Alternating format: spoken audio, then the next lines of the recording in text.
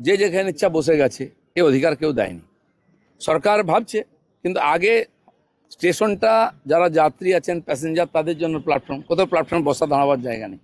আপনি যদি একটু লেট হয়, ট্রেন ঢুকছে, ছুটে এসে যেতে পারেন, 10 জনকে ধাক্কা মারতে, দোকান ডিঙিয়ে যেতে হবে কেন? কে অধিকার দিয়েছে? কোনো নেতার টাকা নিয়ে বসিয়ে তার দায় আমরা নেব? সারা ভারতবর্ষে সব জায়গায় এখন হঠাৎ এই হকারদের প্রতি সিম্প্যাথি জেগে উঠেছে লোকের। কেন ভাই? অনেক জায়গায় হকার কর্নার্স হয়েছে। সরকারও ভাবছে অন্য জায়গায় জায়গার ব্যবস্থা করবে, সেখানে বসবে। কার কিছু নেই, নিজের বাড়ি আছে, সরকারি জায়গা দখল করে বসে আছে। নিজের একটা দোকান আছে, ফুটপাতে একটা বা স্টেশনে দোকান করে বসেছে। এগুলো তো মেনে নেওয়া যায় না। সরকারি জায়গা কি ব্যবসা করার জন্য, কামানোর জন্য আছে নাকি?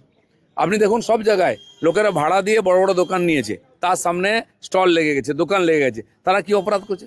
তারা জলের ট্যাক্স দিচ্ছে, তারা বিদ্যুতের ট্যাক্স দিচ্ছে, তারা ভাড়া দিচ্ছে, অথচ খদ্দের তার কাছে পৌঁছতে পারছে না, সবাই সামনে বসে আছে। আর করেছে নেতারা, যে বসিয়েছে তাকে বলুন, তার জন্য আমরা দায়ী নয়। ঠিক আছে, আগে পরিষ্কার হবে, তারপরে পুনর্বাসন হবে। জানাই নেই, লিস্ট করতে যান, দেখুন 100 জায়গায় 200 নাম চলে আসছে। কোথায় এটা হয়নি? আগে তো সরকারি জায়গা ফেরোচ্ছে, এবং রেল থেকে আরম্ভ করে পিডব্লিউডি, রোড, সবাই নিজের জায়গা পরিষ্কার করবে। অর্ধেক লোক তো বাংলাদেশ থেকে এসে বসে গেছে। যে নেতারা টাকা নিয়ে বসেছে তার বাড়ি ঘেরাও করুন।